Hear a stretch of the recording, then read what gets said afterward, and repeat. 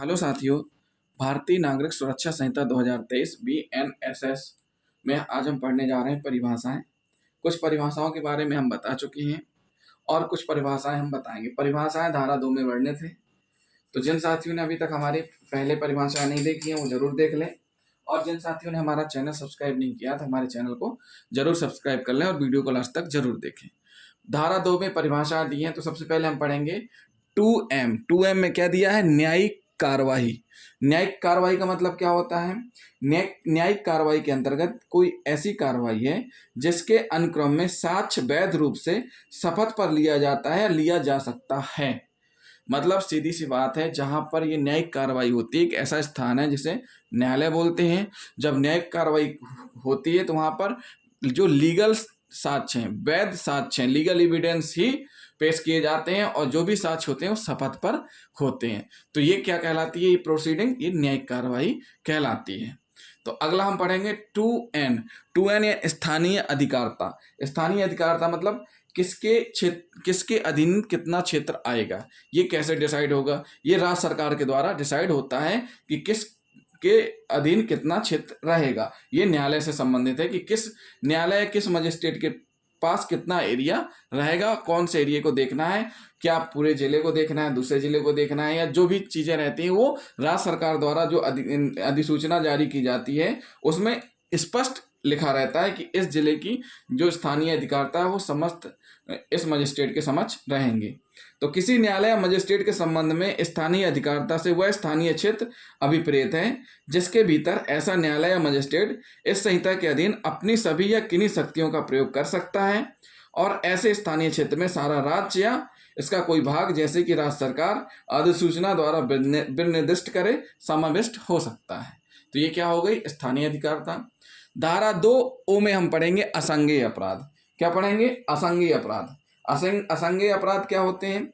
ऐसे अपराध और ऐसे मामले जिनमें पुलिस अधिकारी को वारंट के बिना गिरफ्तारी का अधिकार नहीं होता है। मतलब पुलिस बिना वारंट के गिरफ्तार नहीं कर सकती है। तो ये क्या कहलाते हैं? असंज्ञेय अपराध कहलाते हैं। असंज्ञेय अपराध के संबंध में प्रथम अनुसूची को देखकर ही कहा जा सकता है कि कोई अपराध या मामला असंज्ञेय है अथवा संज्ञेय है। अनुसूची में किया गया अपराधों का वर्गीकरण विभिन्न मान्यताओं पर आधारित है, तथापि व्यापक रूप से कहा जा सकता है कि ऐसे अपराध या मामले जो अधिक गंभीर हैं संज्ञेय हैं, और ऐसे अपराध या मामले जो अपेक्षाकृत कम गंभीर हैं असंज्ञेय हैं। तो साथियों, समझ में आया? असंज्ञेय अपराध, अपराध या मामलों की गंभीरता का निर्धारण उनके लिए निर्धारित अधिकतम दंड से किया जाता है।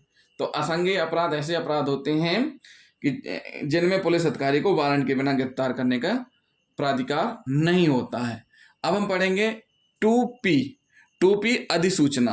अभी अधिसूचना स्थानीय अधिकारता में आया था।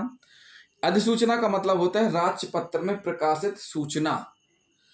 अगर जो राजपत्र में प्रकाशित हो गई वो कानून होता है, वो नियम मानना पड़ता है। जैसे कि किसी से संबंधित आ गया कि हेलमेट का चालान 300 रुपये का रहेगा, या हेलमेट की रसीद 250 की थी अब 300 की हो गई, या इतने रुपए का फाइन रहेगा, और वो गजट से प्रकाशित हो गया, तो समझो उस दिन से वो लागू हो गया, उस दिन से ही वो फॉलो होने लगेगा।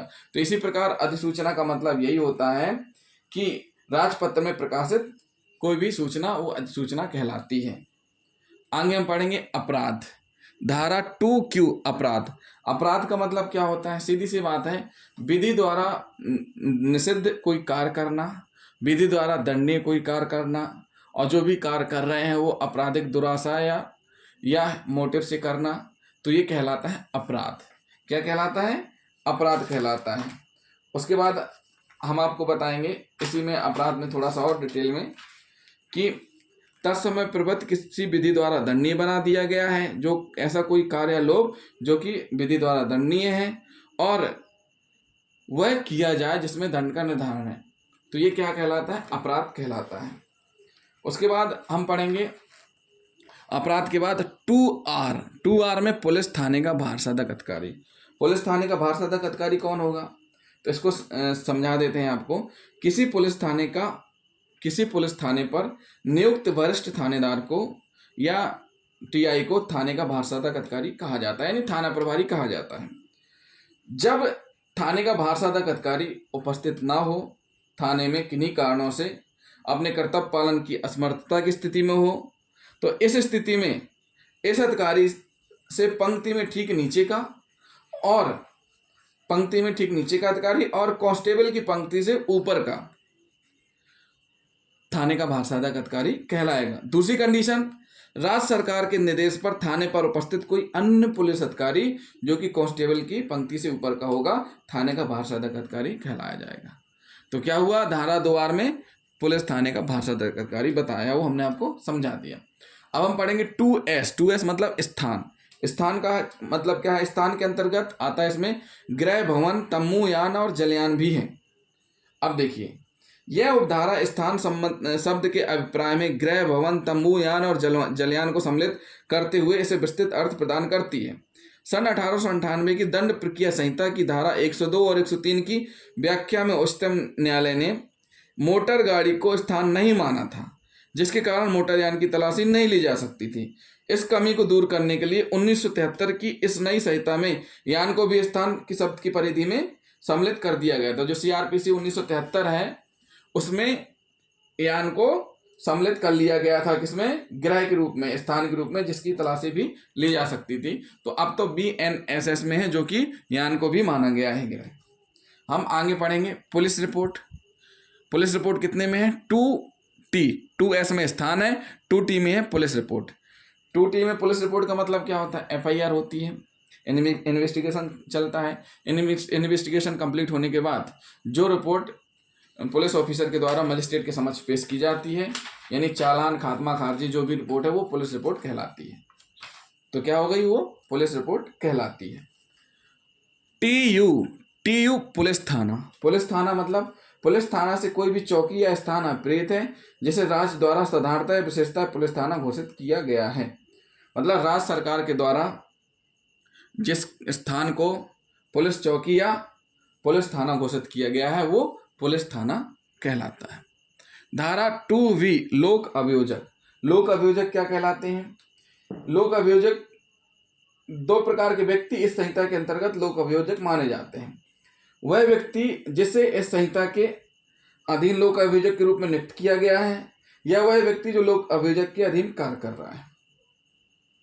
राज्य सरकार के विभिन्न न्यायालयों में सरकार की ओर से कार्य करने के लिए अभियोजक नियुक्त करने की शक्ति प्रदान की गई है।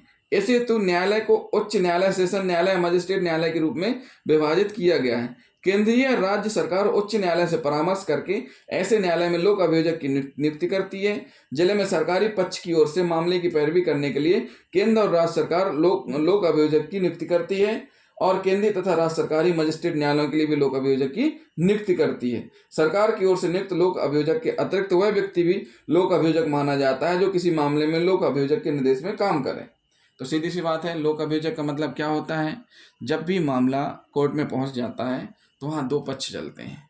फरियादी पक्ष शासन का हो जाता है, आरोपी पक्ष आरोपी का हो जाता है। तो फरियादी पक्ष जो शासन का है वो सरकारी वकील के द्वारा रखा जाता है, यानी लोक अभियोजक के द्वारा रखा जाता है। जो आरोपी का पक्ष है वो प्राइवेट यानी जो अधिवक्ता है उनके द्वारा रखा जाता है, यानी वकील है।